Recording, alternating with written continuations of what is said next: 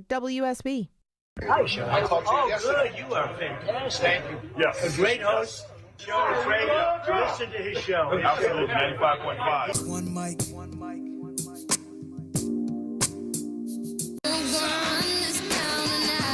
Hey!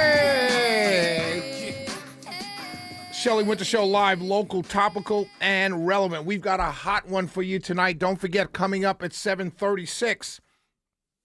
Every night we're going to have in Shelley Winter Show endorsements for various offices. So that's coming up at 7:36. You don't want to miss any of these endorsements from the Shelley Winter Show. Therefore, all offices will be doing this all the way through May 19th, and you don't want to miss it. So I want to start off with rest in peace to Congressman David Scott.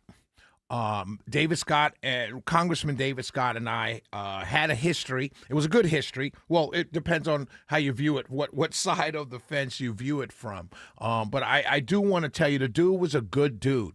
So I know his family. Condolences, my deepest condolences to Mrs. Scott, and also to his daughter Marcy Scott, who is a dear friend of mine. Probably, quick aside, probably one of the most beautiful women you'll ever meet inside and out. She's an absolutely stunningly brilliant and beautiful young lady, and I've always, I guess I can admit this, always kind of had a crush on her. That's news. But anyway, I can't believe I said that out loud on the radio. But no, real talk. But she's a beautiful young lady, and we've been friends for a very long time. And so the first time I met Congressman Scott, was before I was on radio. I've told this story before, not this particular story, but my background, I was in marketing, and I had my own marketing firm for several years. But before I had my own marketing firm, I also was the pretty much ad director, if you will, for a commercial, the jazz station here in Atlanta, WCLK. And that's actually how I fell into talk radio, was there.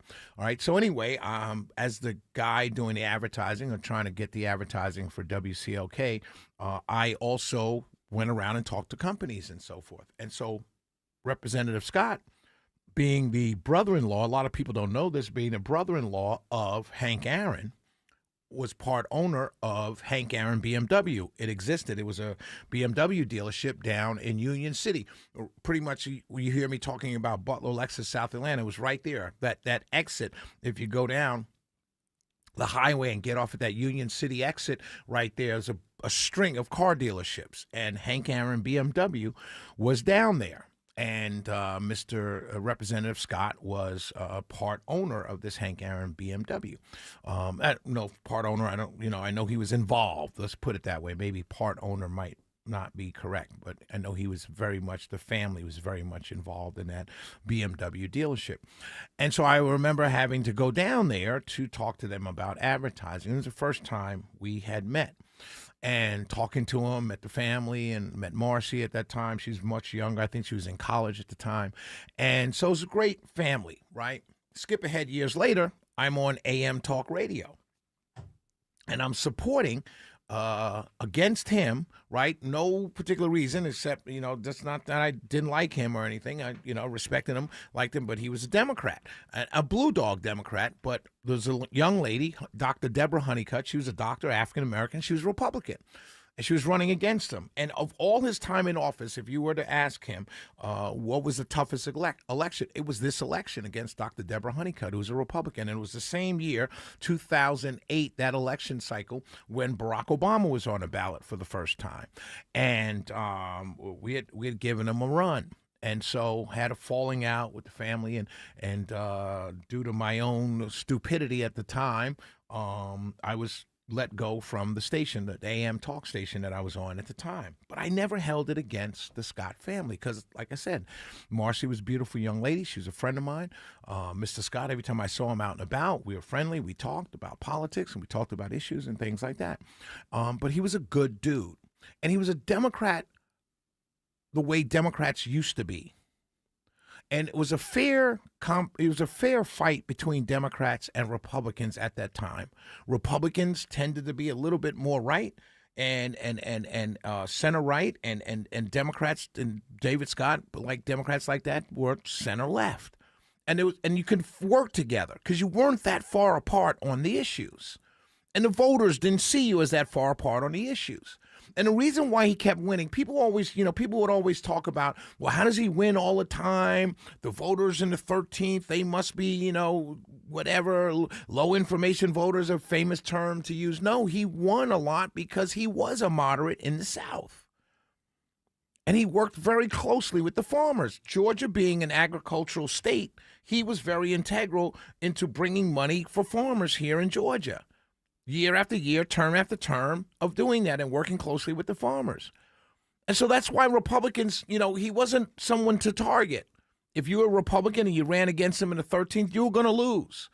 And I'd have people come up to me every election cycle. There's always someone coming, hey, I'm running against David Scott. We've got a shot. And I'd always say to myself or to that person, to their face, like, no, you don't have a shot.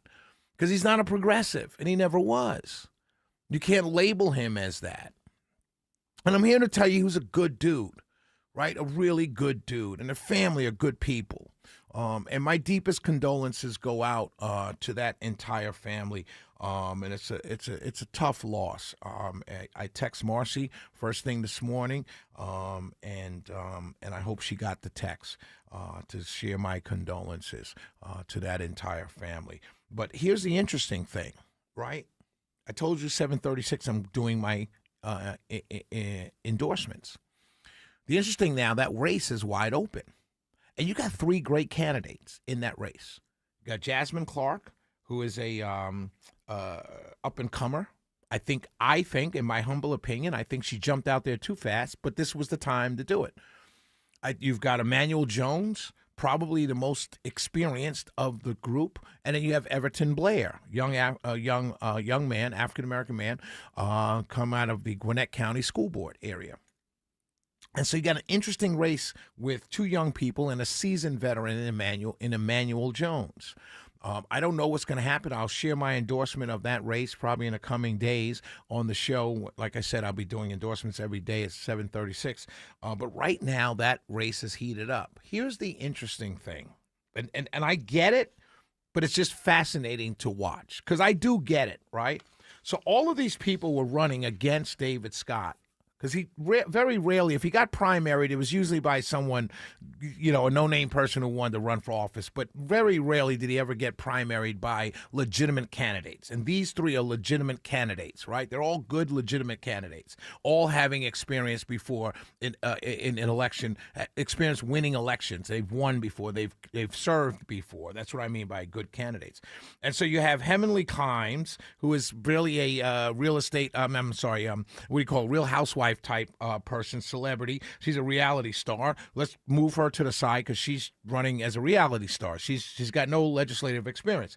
And you've got Jasmine Clark, and then you got Everton Blair and Emmanuel Jones, right? So of the three, Emmanuel Jones has the most experience. But what's fascinating is their comments after after he passed. Now these people decided to run against this guy. Right? They're all mad that he's staying in office way too long. And he shouldn't stay there. He shouldn't have run for re-election. And they all decided amongst themselves, separately by themselves, that it's time to get rid of David Scott. Run against him, right? You're getting him out of office. You're going to get him fired if you win, right? So this is all their comments. It's just hilarious to listen to, right? So State Rep Jasmine Clark said, served the district with unwavering dedication and honor, and his legacy is woven into the fabric of Georgia. Emmanuel Jones called him an Atlanta icon. He had such deep roots in the community. That's why he is so fierce, since no one could beat him. He was a dear friend. And I'm thinking to myself, but you announced back in the fall that you're running against him, right? It's just fascinating to me. Everton Blair said, I haven't ever, what did he say? Everton Blair said, where's his quote? Oh, I can't find it now. I thought I had his quote right here. Oh, said the community would find comfort in the knowledge that his service mattered. It's fascinating because you're all running against him. You're all ready to depose this guy. You're all ready to get this guy fired. And now he's an Atlanta icon woven in the fabric of the community. Well, I will say this. Congressman Scott, at one time, had gotten me removed from the air. Not him, but whatever, right? Had gotten me. I was fired. But I still will say I never held it against him, never held it against his family. And rest in peace, Representative Scott. And I thank you for those words that we shared every now and then, especially when we were up at the Congressional Black Caucus Foundation weekend. And you're always cordial to me. And rest in peace, and God bless you, and my deepest condolences to the family. 448-720-0750, 1-800-WSB-TALK. We will be right back. When I come back, we have to talk about some immigration reform by some Republican candidates. That is the real good idea, but unfortunately it doesn't work in a primary. And also, is the NBA fixed? I want to talk about that as well. We'll be right back.